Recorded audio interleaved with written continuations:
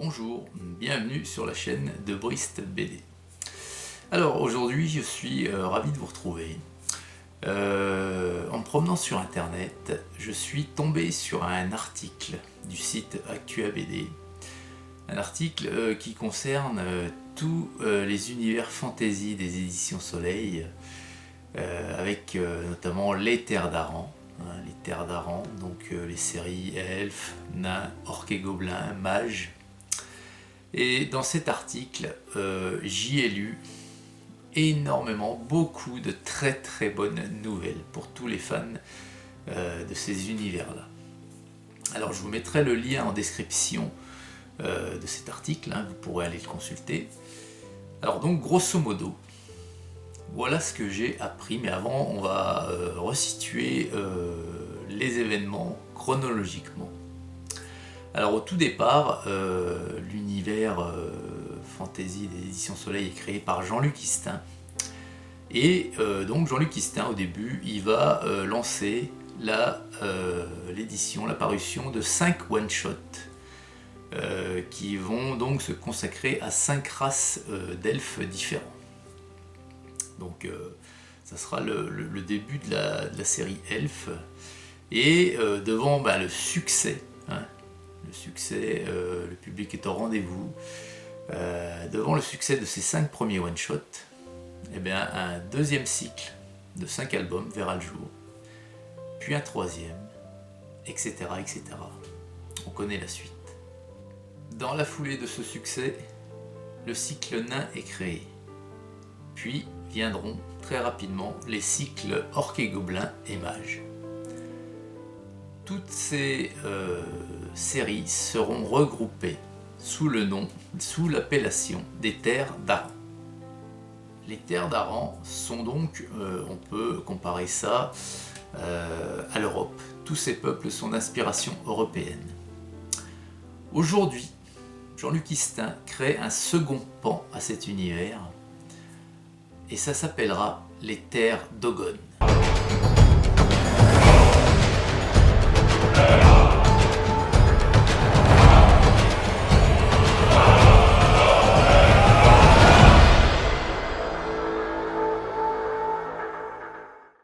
Sur ces terres d'Ogon, vous l'aurez compris, les peuples et races qui vont y vivre seront d'inspiration africaine.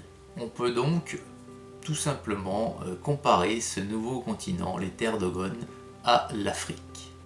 Et comme pour les terres d'Aran, certains personnages d'autres cycles pourront intervenir dans les volumes et les albums des sorties des terres d'Ogon.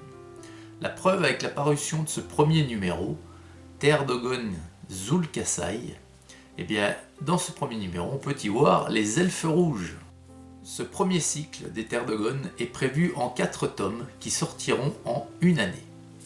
Un premier cycle qui devrait sans doute en appeler bien d'autres, tant les fans sont nombreux à suivre ces univers. Et les bonnes nouvelles ne s'arrêtent pas là, puisque Jean-Luc Istin a d'ores et déjà annoncé la création d'un 3e continent, et ça s'appellera les Terres d'Inuma, et tous ces peuples qui seront présents dans ce nouveau pan de l'univers seront d'inspiration asiatique. Alors on aura donc l'Europe avec les Terres d'Aran, l'Afrique avec les Terres d'Ogon et l'Asie avec les Terres d'Inuma. Une sortie d'album énorme est prévue, et c'est tant mieux pour tous les fans comme moi de ces univers.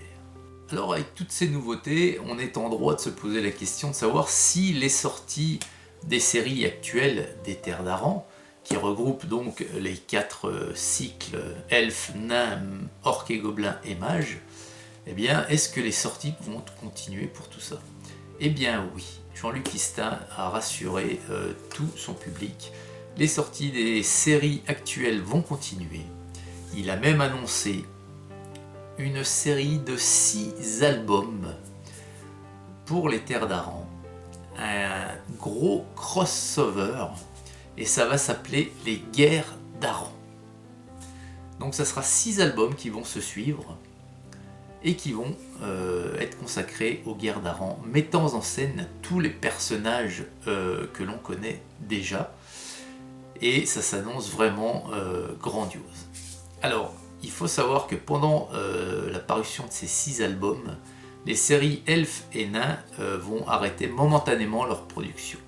C'est bien normal, on ne peut pas être au four et au moulin.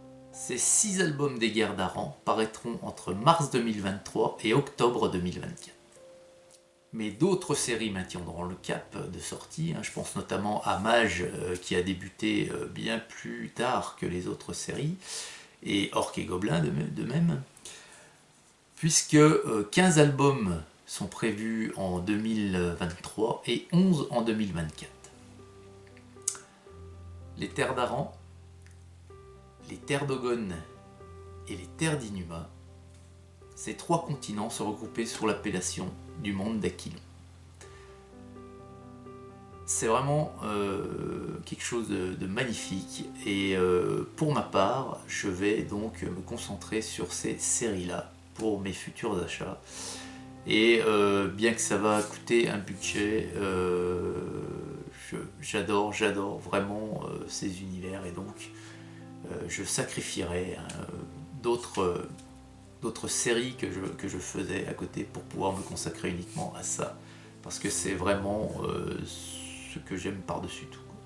Donc en conclusion, d'excellentes nouvelles de la part des éditions Soleil. J'espère que cette petite vidéo d'information vous aura plu. C'est la première de ce genre que je fais sur la chaîne, et puis si vraiment d'autres sujets méritent une vidéo de ce style, bien entendu je la ferai également. Voilà, et bien merci d'avoir regardé la vidéo, et puis je vous dis à très vite pour une prochaine. Au revoir.